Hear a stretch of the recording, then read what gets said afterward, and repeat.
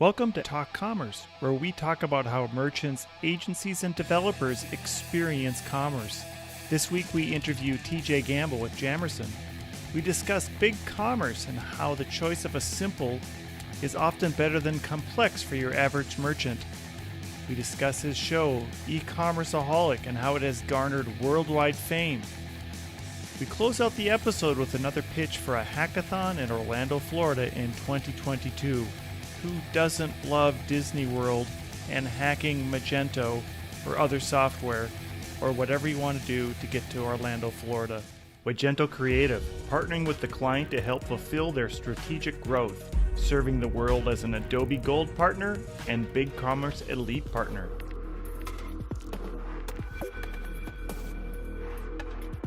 Magento, the code of commerce.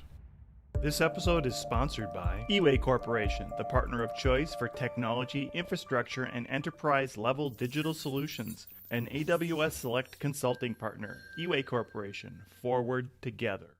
My name is Brent Peterson, and I'm your host. Please remember to subscribe wherever you download your podcasts. And now, Talk Commerce. Welcome to Talk Commerce. This week I have TJ Gamble. TJ, go ahead and introduce yourself. Hello. TJ here, as Brent said. I am the CEO and founder of Jamerson, an e-commerce agency, and most folks know me from my e-commerceaholic content we put out on YouTube, but pretty much any social channel. Yeah, and just on that note, I have toured one of your distilleries in Dublin, and it was fantastic. The free samples were great. My kids came along, and my son is not big in Jameson. And but I got his free samples, so I appreciate that. You make that joke, but it was when we started doing the e-commerceaholic stuff and really tying it around bourbon and having conversations around whiskey, that was a concern that we discussed for quite some time before deciding it doesn't really matter. Yeah, so that does bring up a good idea for a topic. And I know we didn't discuss, should we talk about Scotch versus whiskey versus bourbon? And then we go into Japan and all their new whiskeys. And I actually have a whiskey from India that I got. So, but maybe we can do that on a different show. Maybe one of your shows. Sure. Let me know. Yeah. All right. So, today, I kind of wanted to go over BigCommerce. We haven't had anybody on on my show yet that does a lot of BigCommerce, and I know that you do BigCommerce, and I'm interested in your perspective and what you feel about it, and then let's talk about some of the strengths. Yeah, absolutely. I mean, we're a big fan of BigCommerce. Obviously, we came from Magento, like a lot of folks that you probably have had on the show. We've been doing Magento for as long as Magento has been doing Magento. We picked it up in a beta in 2007, launched our first site in 2008, and we went all in. We did just about only that for 9 or so years, and then we started noticing that a lot of the merchants we were talking to just weren't necessarily the right fit for the platform. Obviously, the space had evolved a lot over that decade. And so, we started looking out in the market, what was out there, what was up and coming, what was already established, had great partner support, third-party app support and that kind of thing, had pretty robust functionality and the flexibility to kind of maybe ease that transition that the Magento merchants we had been talking to would have going to a more limited SaaS platform. And BigCommerce seemed to really fit that bill. So we went out and started, meeting with folks. We talked to them. We talked to Shopify. Honestly, we just found BigCommerce a lot more open, a lot more welcoming, from a platform perspective, from a people perspective. They've got a great partnership program, and we've been a partner with them for, I guess, 3 years or so now, and we're really excited about the possibilities there. Yeah, and I guess full transparency, we are also a BigCommerce partner now, and I think one of the most exciting things about BigCommerce is the fact that we can go headless, and that we're the ability to do some things that other SaaS platforms can't do gives you some of that flexibility to make things that you couldn't do on other said SaaS platforms.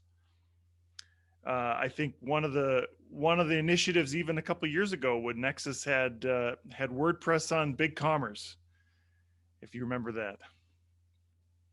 Yeah, that wasn't something that particularly excited me. Like I just don't think that particular implementation wasn't something earth-shattering or groundbreaking. But what was exciting about it is the possibilities that it presented, right? Like it was basically a proof of concept of just kind of tying in a headless front end to BigCommerce. So I think they did the right thing by going there. I don't know how successful their WordPress connector has been, but yeah, I think headless is obviously headless microservices is where everybody's going. I don't know how fast we'll get there. I'm not sure PWA will be the manifestation of the headless front end that everybody will use, but it's pretty obvious that's the direction that all the platforms are taking us, because that's where the enterprise wants to go and everybody else kind of follows behind them. And BigCommerce having those capabilities and being kind of early as far as a SaaS platform goes in rolling those out, it's going to give their platform a lot more longevity than others will have. Yeah, the ability to run something externally from the main application, I think, is the biggest draw for it. And I have had conversations, with Mark Lewis about Shopify. I think Shopify now has a headless option, but you are exactly right on the enterprise is going to that more of that solution. And then the ability just to do a regular website, so you don't have all that complication. And you did allude to that with where Magento went and has gone and is going, that it is becoming increasingly more complicated, so your average Joe can't just spin up a site. Well, they can. I should qualify that. It's not as easy to start a site as it would be on BigCommerce. Well, of course, right? Like just having hosting infrastructure and local environments and all the things that are required to deal with open source software instantly make it more complicated, not even talking about the development capabilities on it. Yeah, so I know your show E-commerceaholic. You discuss multiple platforms, and I have seen topics around Magento. I've seen topics around BigCommerce. What are the kind of key things that you look at when you're discussing the benefits of BigCommerce, and do you talk about sort of the downsides? Of course, what we want, the thing we try to preach to merchants is that there is no best platform. There is what's best for you in this particular window in time at this stage of your business. And if you move to another stage of your business, or time passes and other platforms catch up and move around, like this is a constant equation that needs evaluating. And so what you're looking for when you're looking for a platform is what could get me through the next 3 to 5 years, and hopefully 5 years, but on the low end 3. And at that point, it is in your best interest to look around to see what's out there and see if that landscape has changed. And so right now, BigCommerce is in a great position between Shopify and Magento on the flexibility scale. Like they've got, higher API rate limits. They've got great APIs. There's just a good bit more you can do with BigCommerce versus Shopify. And then there's obviously Magento on the other end of that. But, so in most cases, if you're evaluating BigCommerce to Magento head to head, BigCommerce is not going to win that battle if you're just looking at functionality or what's possible. But if you look at your total cost of ownership, BigCommerce is typically going to be a lot cheaper, especially if you're looking at Adobe Commerce, where you've got a license price included in that. Oftentimes, even with just Magento, where you've got hosting and the patches and the updates and the development costs that come with that. And so if you look at the costs are going to be lesser over here. And for an awful lot of businesses, its functionality and flexibility is more than enough. So why pay for this, really enterprise application when you as a business are not in that stage where you're actually going to leverage it, right? Like if you don't need it and this is good enough and it's cheaper, and then you could take that money and invest it in things that are going to actually drive sales, right? Reinvest it in more marketing or branding or more products or whatever is going to help your business, automations, whatever. That's going to be the right decision to actually get you to that stage where maybe then you've got the business complexity to where Magento's the right fit for you. Maybe by then that whole equation has shifted and changed. But I see too many merchants choose a platform because of hype, whether it's, not necessarily Magento, but any Shopify, maybe it's one of these new headless first cloud-based options, and it's all hype, and you get caught up in that and you choose that because you think you want the ultimate in flexibility and this crazy custom experience and all of this stuff. But in actuality, what you needed was much smaller, and making that choice to try to go bigger than what you actually need is going to prohibit your business from getting to that point to where you actually need all of that stuff. And it actually ends up being a thing that holds you back. Yeah, sometimes too much choice is a problem that leads you down a road that leads you to a lot of technical debt. And I know that we've specifically had clients that have come to us that come with 70 installed Magento connectors and a heavy theme that they've bought off the shelf, and they're trying to speed it up faster than 10-second load times, and all that debt and all those things that they've decided to put in it. I guess number one, do they use it all the time? And number two, do they even need it, and can they get by without it? I think a lot of the pluses on the BigCommerce side are, here's some great functionality that gets you rolling and running. And then if you would like to do something in the future, there's some options in there. There are the external options that you can bring in. In fact, we just had a conversation with somebody that wanted to do AEM on top of BigCommerce. So there are all sorts of options that give you, but sometimes not giving all those extra choices makes everybody's life easier, even though the client doesn't know it. It's almost as though you say the client is sort of like a toddler, and you introduce some things to them slowly, or a puppy.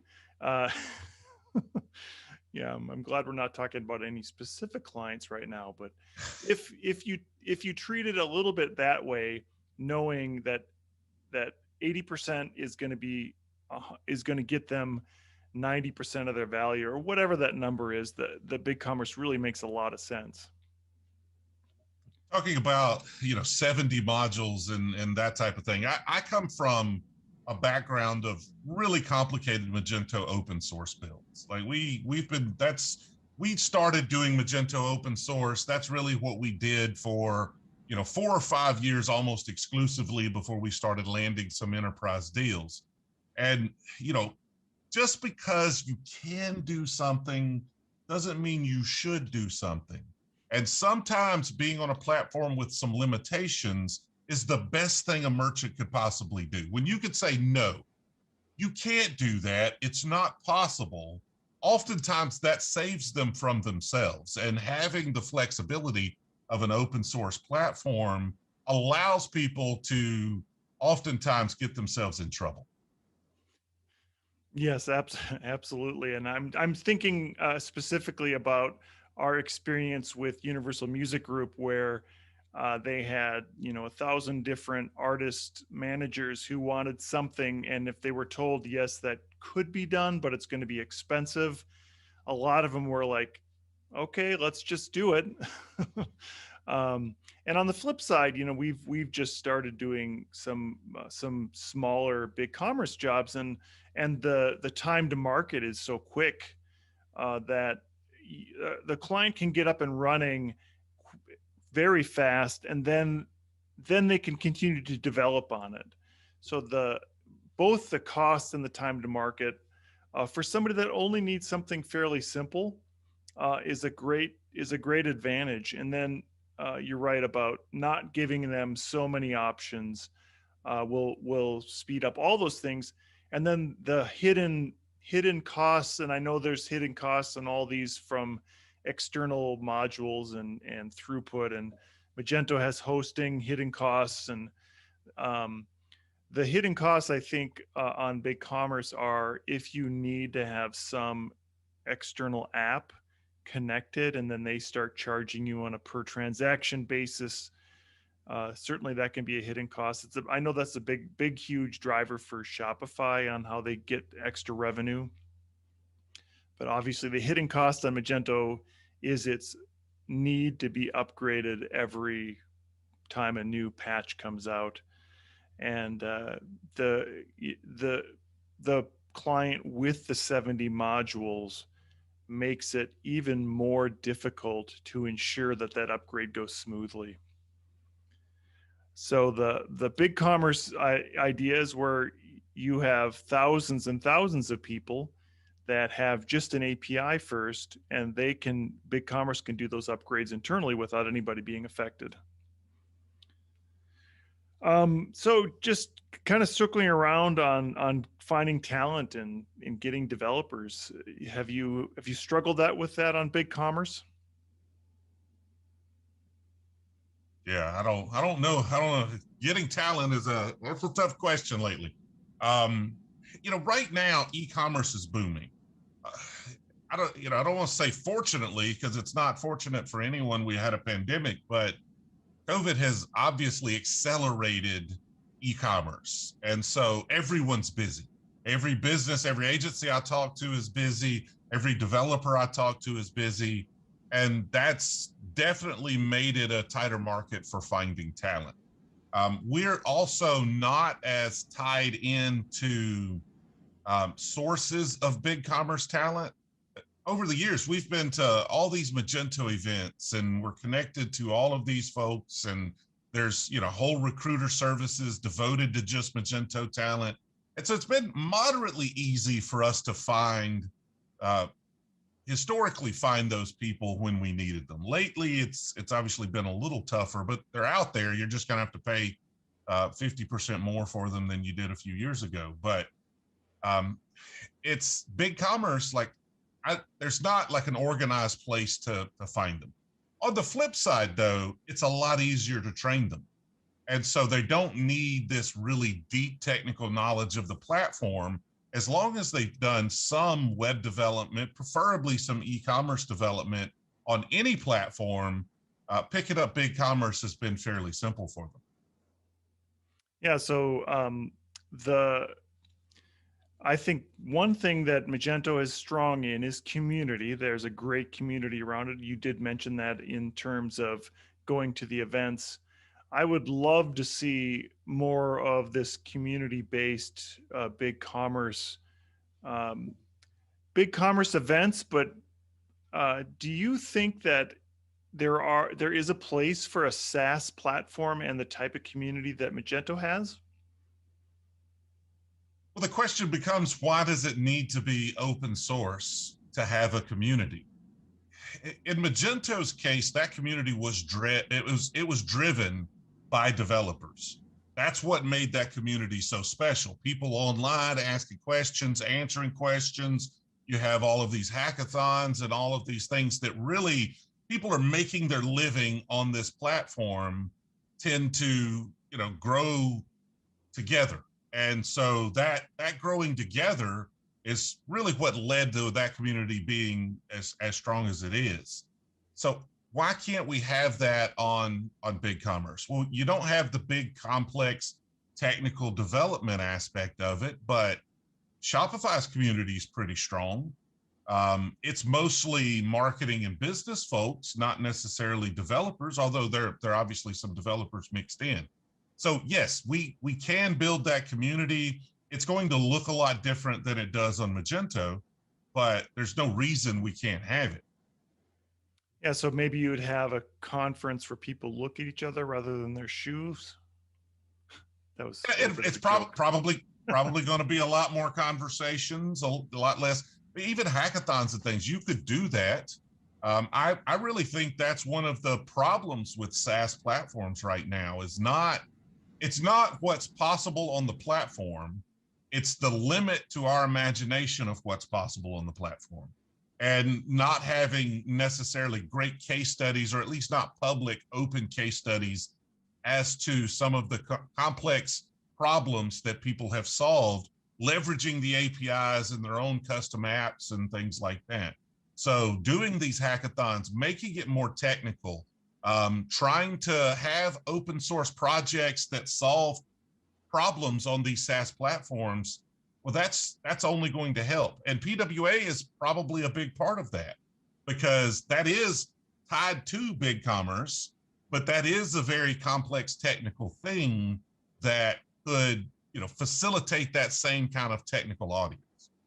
Yeah, you're exactly right on that. On the fact that we should be looking at the problems and trying to solve them rather than figuring out how we're going to solve them, or not figuring how, but the mechanism in which it's going to happen within BigCommerce. I think that it would have to happen externally through some API, or if it's such a great solution, you having it as part of the core code. I think it's probably a little bit more difficult to get into the core code, but I did just recently had an interview with Ben Marks, who said, "Do you remember that we couldn't actually submit anything into core code until like 2016 or 2017 in Magento? It was sort of gated off. It wasn't a public GitHub repo." And I remember now that when that public GitHub repo came out, that was pretty exciting. And Absolutely. I guess the big difference, of course, with BigCommerce is you can't run it on your own. It is a SaaS, so there's no like downloading it and trying to get it running your local machine. Would you say that this whole idea of running it on your local before you go to publish it to a hosting site is also sort of going away? Do you think that's an old idea? Yes, I mean, as much as we struggle sometimes on complex Magento builds with local environments, there's enough technology out there to overcome that. And so, the great thing about SaaS is you don't have to worry about all that hosting infrastructure. And if you're running it on your local machine, you're worrying about hosting infrastructure on your local machine. And so why, right? Like there's no real reason for that, outside of, technical people tend to like to make things overcomplicated sometimes. Like, I'm technical, so I want this big technical setup, right? I didn't buy a Dell or a Mac. I built one from scratch, right? And it's got all of this crazy stuff on it. And my keyboard does all sorts of strange things. And I got this particular mouse from 1997 that they only produced for 3 years. And my ID is set up just like I want. And there's 17 monitors. Right? That's developers for you. So outside of that, the job is to be as efficient as possible and to get the coding done. Programming is a commodity, and it's only going to get more so. And so the people who can be most efficient at it are going to be the people who win. And so if you want to be efficient at something, you don't need this thing that you control that's just going to cost you more time every time it has an issue. Yeah, so that's really where something like BigCommerce comes into play. And I do agree too that the time to get a developer up and running is much less than on Magento. I would argue that up to a year less in some cases, especially if you're looking for somebody well, I won't go down that road, but I do feel like that the complexity of Magento makes it's a barrier for developers to want to do it. That's the biggest thing that we've seen. And trying to knock down those barriers is the biggest thing that we can do, or that a platform can do as a solution to get developers involved. What about, so are you focused, Are you focused on BigCommerce and Magento? Yeah, BigCommerce and Magento are the only two platforms we support currently. Okay. So just going back to events, the Adobe event, have you've seen that they're questioning whether they're even going to happen next year? Are you excited for events to happen again soon? In-person events? I'm torn on in-person. I really like in-person events, right? I spent the majority of my career in isolation. I'm in Opelika, Alabama. There's nothing going on here e-commerce wise. There's a few things happening in Atlanta that's an hour and a half away from me, but I don't have that community unless I go places. And so I like in-person events from that perspective. Now, I'm not someone that's going to go to a lot of the sessions or the talks or anything like that. I'm there for the networking. That's why I'm there. So I do miss the networking, but man, have I got a lot of work done over the last year and a half not having anywhere to go. Because, during the busy season, I'm gone usually 2 weeks out of the month to somewhere. And so now not having that, because I'm not spending a week preparing and then 2 weeks gone and then a week getting over that and then a week preparing and then 2 weeks gone for 7 months out of the year. I've just gotten a ton of work done. The business is growing. We've got a lot of great things in place. I just don't think I'll go to the number of events that we went to before, at least until we get to that kind of next phase of business to where a lot of the things we're doing are not in my hands. Right. Yeah. So just going back to your show then, you've become world famous through your show, your YouTube channel. Tell us a little bit about that and how it started. World famous. I guess technically you're world famous if two people from two different countries know who you are, right? Like is that the definition of world famous we're going with? No. Okay. How the show started? Well, we won't call it a show necessarily. We're getting to where we call it a show, or where we're building it as a show. But the content started again because I'm in isolation. I went to my first Imagine. I think it was right after the first Imagine, maybe right after my second Imagine. And I'm like, we're having a lot of really interesting conversations. I'm talking to people. Everything's wonderful. And then I go back home and it's a year before I go to the next Imagine. There may be some smaller conferences, but I'm not getting enough of these conversations that I wanted to have. We didn't have real strong marketing. We weren't getting a ton of opportunities. So we wanted to be able to stay top of mind from Magento or from our other partners, grow awareness, build a little leverage. Like if you're a business that is completely reliant on another business, you really have no leverage. And so how do we gain some leverage over the platforms or the partners we're working with and just, build our own community of folks? And so we started putting out edited YouTube videos. The first videos I did, well, if you go watch the very first video, I'm using a GoPro with the GoPro audio and terrible lighting. And then we slowly improve. And then I'm like, this is kind of working. Like people are starting to comment on it.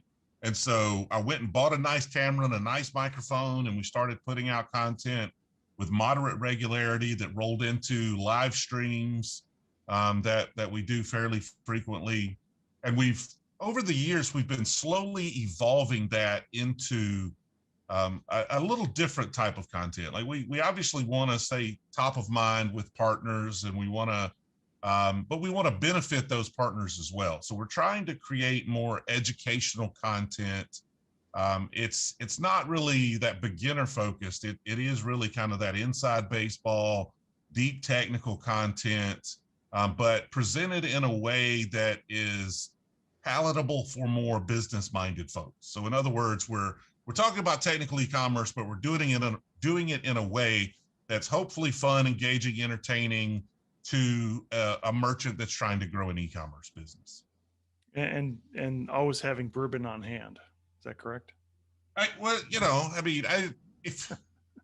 feel like if you can find a way to make drinking fine bourbon a tax deduction, you take that opportunity, right? It'd just be stupid not to. Yeah, I still have some of your tumblers, and I should have them. I should have one here, but I don't. I have a actually a Creativity mug that I use for my iced tea during the day. Thank you, Josh Warren. Um, so I don't know where I'm going with this, but it's a great concept, and I love it. I love your shows. They're fantastically entertaining and very informative. I will say my challenge has been to reach merchants. The whole idea for this show is to get merchants educated around e-commerce in general, and then talk about other platforms other than Magento and now BigCommerce. And this is my first show on BigCommerce, so I guess I've not been successful in talking about, or I have been successful in not talking about BigCommerce. I've been unsuccessful in talking a lot about Magento. But I think what I particularly like about e-commerceaholic is it's always relevant. The content does. I think it is definitely geared to merchants, and it you do get something out of it. So one thing for me is always important is that you get something actionable out of it. So in this case, in this interview, they're going to get that we should drink more, which is actionable. But they're also going to get that you put on a very, very educational while entertaining show. And in this community, that's not an easy task. So where are you headed with the show? Well, we're getting even more practical. We've got a couple of series we're working on right now. We're working with Guten, who's a print-on-demand provider that just released their BigCommerce connector, and we're trying to build a $1 million print-on-demand dropshipping business from the ground up, and we're documenting every step of it. And the theory behind that is I don't really want to start a business. I mean, it takes a lot of time. It's going to take a lot of effort, but I would like to have a business. And unfortunately, either starting or buying one that's your only options to get there. So the starting one is more interesting from a content perspective. So we're building it, and then we're going to leverage, if we can get some scale on the business to where it makes sense, we're going to start leveraging it to bring in partners and showcase what their functionality can do. We can really share everything. Like, we share real numbers. Here's the sales. Here's the revenue off of it. Here's conversion rates. Like, it's our site. I share anything I want on it. We can start experimenting. Like, we're going to build this site with a bought theme, and then I'm going to switch it to a PWA for a week and see if it changes the conversion rates. Like, does PWA change it? I don't know. It depends on whether or not it's a good PWA, right? So we're gonna try to get more practical with the content. We're gonna continue the type of stuff we're doing, but we're layering this in as well. And then we've got another content series we're working on that I can't really talk about right now, but you'll see it in 3 or 4 months that I'm really excited about. Like, I think that's going to take it up even 4 or 5 more notches. All right. Does it have anything to do with sweet tea, or is that just a completely non-related beverage show? It has nothing to do. There might not even be any bourbon in that one. I don't know. It's crazy. I don't know that. So just so our listeners, we can do a little bit of reminiscing. You came to one of the first Mage Titans we did, and that was when we had it at Trinity Hall, and you were doing in-person interviews. I think this is the right place. And you brought bourbon, and they took it away from you for the day. Is that correct? Yeah, I brought a local single malt. It wasn't bourbon. It was a single malt from John Emerald Distillery here in Opelika. And they confiscated our bottles. They did give them back after the show, but they confiscated our bottles. And in their defense, we were being very open and brazen about it. I didn't know there were any rules. We were drinking it. We were just interviewing and giving folks drinks. And apparently, liquor licenses and things, what they are, they didn't appreciate that too well. So it was understandable. It still sucked. Like, the interviews would have been a lot better if I could have got the guests drunk, but we made do. I think it turned out pretty well. Yeah, it was very entertaining. I can remember Retail X, or maybe it was before it was called Retail X, one of the vendors had custom printed cans of beer, and at some time in the day they just gave them all away. And I'm pretty sure it wasn't quite what you're supposed to do, but the concept I thought was fantastic. And I do remember talking to them. The only thing legally they had to do is have the beer brewed and canned in Illinois. They couldn't bring it from Wisconsin or something, like, just for whatever rules they had. But it was also a very good concept. All right, well, TJ, this has been a lot of fun. Why don't you give yourself a shameless plug as we kind of round out the show here? Yeah, I mean, if you want to see more of the content we've been talking about and the things we've been doing, you can find it at eCommerceaholic, eCommerce, AHOLIC, pretty much on every social platform out there. Even on TikTok now, even though I'm not really doing a whole lot on TikTok, but we're about to. So maybe go follow me on TikTok and see what we do there. Well, I'm on TikTok and I will follow you, I promise. Okay.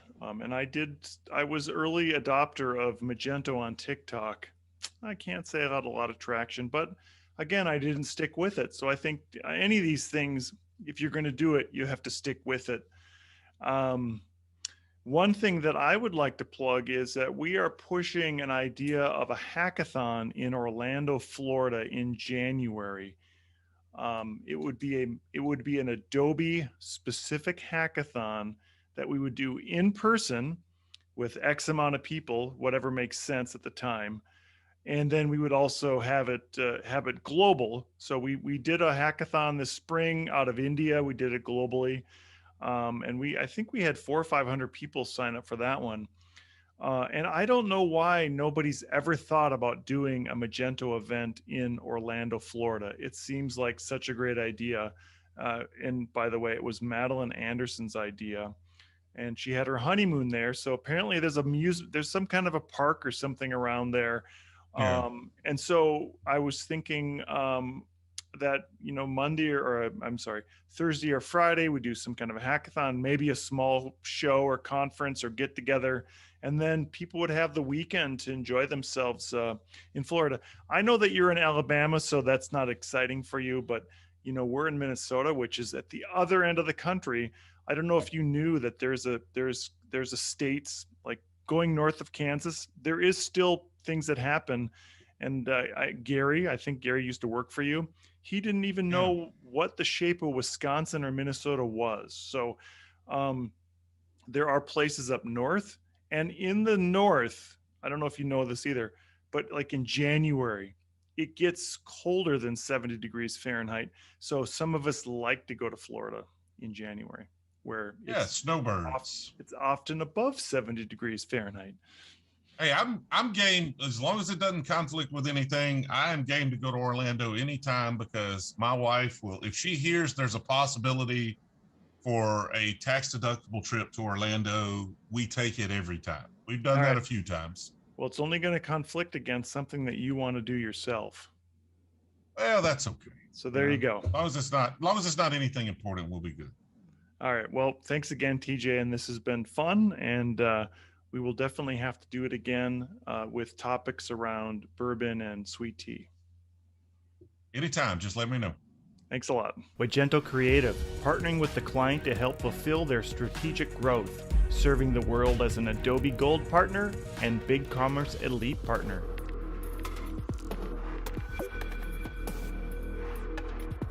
Magento, the code of commerce.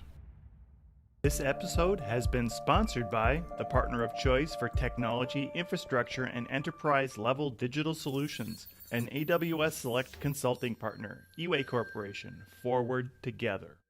Thank you again for listening. My name is Brent Peterson, and it has been my pleasure to be your host today. Please rate and subscribe to Talk Commerce. New shows out every week.